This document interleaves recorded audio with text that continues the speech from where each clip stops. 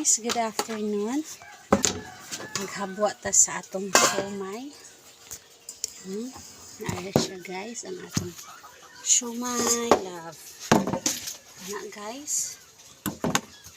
Okay. Ito na siyang islod sa atong sudlanan guys. Kung ano demsyom na siya guys, demsyom. Kung ano yung paborito sa akong mga suki. Mauna dyan akong napalit guys. Hindi na itong isa. Ano makireklamo sila. Tamis-tamis daw. So kanina mauna niya ang atong siomay. So paabutan ako diha mga suki. Ang atong siomay nga gwapa liwat sa inyong tindira.